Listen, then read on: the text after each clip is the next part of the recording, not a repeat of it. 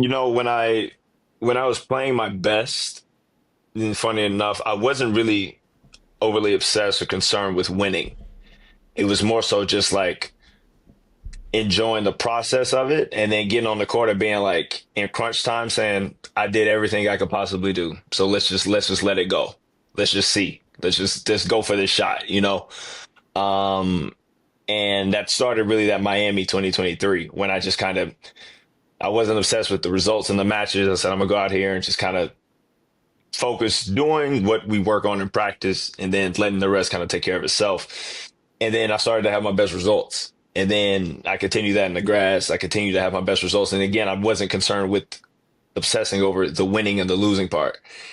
And then I started to become obsessed with the winning and the losing part. So it's funny, it's like I know what kind of got me to that point. I know that the winning and losing part allows for, at least in me, a lot of ups and downs and ebbs and flows.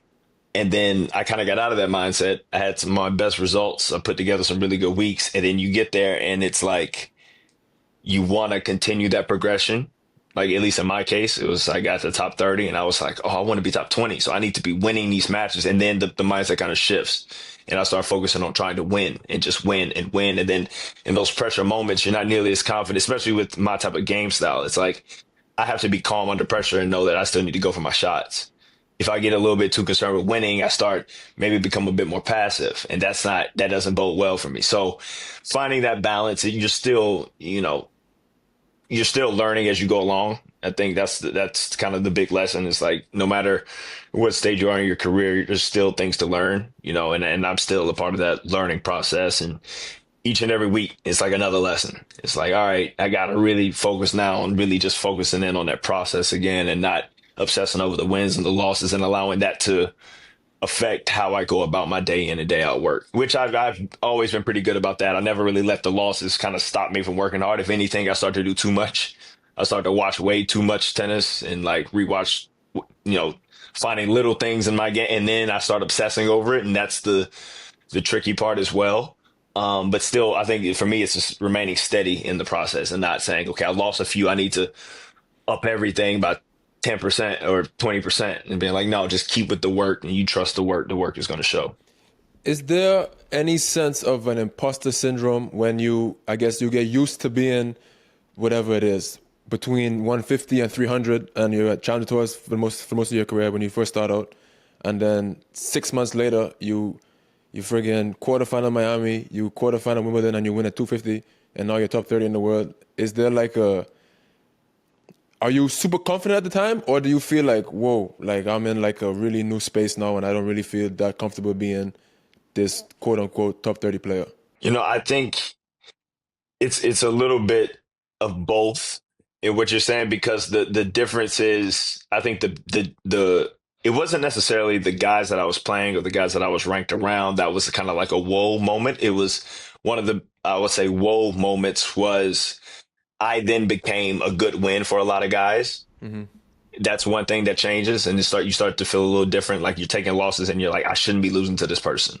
Whereas before, that was never really my mindset. And also, for a lot of my career, especially playing challengers earlier in my career, you could play your way into form in a couple tournaments, and you could like.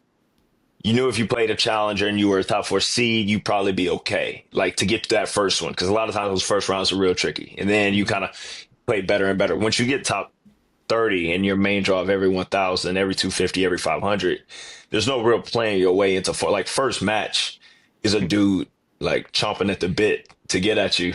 And so that is I would say more of an adjustment of being like, okay, our first round, you know, Paris Masters, I got Talon Creeksport. Oh, okay, Serious. that's tough. Like first round of Basel, I got Jan Lennart Struff indoors. Okay, yeah, that's tough. So I think that is probably the adjustment that takes place. But it never was for me.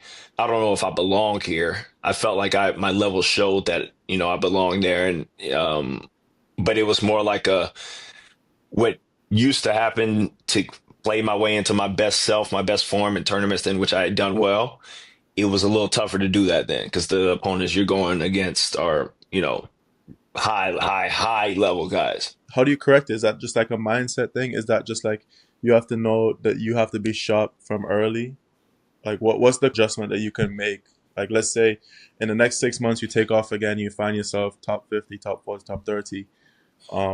What would you tell yourself then? Like, what's the learning experience that you would have? I guess the lesson to yourself. I just think, for one, experience is going to play a big part because it's the second go round. It's like, okay, I've been here before. Like, you've been in this situation, you know what to expect. Um, you always think you might know what to expect, but it gets different when you're in it that first time because you think you kind of have the, especially in that year in 2023. I felt like I was doing all the right stuff, and I was like, oh, it's going to come, and then the losing starts to happen more than you're used to, and you're like, huh, and you start to kind of, at least in my case, again, overanalyze and start digging in. Oh, maybe I should do this. I remember, I think in the 23, I decided I wanted to try gut in my mains for like 3 weeks. So I used gut in the mains from Stockholm, Basel, Paris, because I thought like that was going to give me like a little bit, few more MPHs on the serve, and I could use. And so I was missing balls a little bit long, but I still felt okay about it. And so I started to almost experiment then. And then I think beginning 2024 came. I went back to my old string setup, like, but I'm still looking for something. I'm like, it's got to be something. The reason I've lost, a few matches in a Searching row. I for it. think the second time going around, it's like, just keep doing the work. Don't work. Again, going back to not obsessing over the results. I think at that time I allowed the results to kind of get in my head and allow me to Okay. tinker with some things because I like to think about it and be analytical about it and rewatch my matches and yada, yada, yada. I think this time I'd be a lot more calm. It's like, you lost a couple in a row. You'll be fine. Like, I lost whatever I lost. I think I lost to Pavel Katov, Stockholm, first round. He went on the final and had in the final against Monfils. I think he was up a set and had break points, love 40 to go up 6-5 in the second to serve for the title. I lost him first round, 6 in the third. And then he goes on, he has a good run, and then I think Basel, I lost to Struve, who's tricky, obviously, in those conditions. I lost to Casper in Shanghai, and I lost to Greek Sport in Paris. So, like, yeah, like, these are not bad losses by any stretch of the imagination, but I think starting to get them, I started to kind of overanalyze and saying, oh, that's what the answer is. Or this is what I need. I need to tinker with this or change this. If I could do it all over again, I'd probably just keep everything the same, allow the work to remain consistent, and then kind of live with the results that way. If it ain't broke, don't fix it. Yeah, like, That be, and don't panic and think it's broke if just yeah, because you've had a couple couple of times, tough yeah. It's not weeks. even Yeah, broke. yeah, yeah. It's not broke. Like, it's Yeah, not broke. Like, yeah. Thanks Is for watching there this clip. If you want to watch the full episode, the link is in the description down below.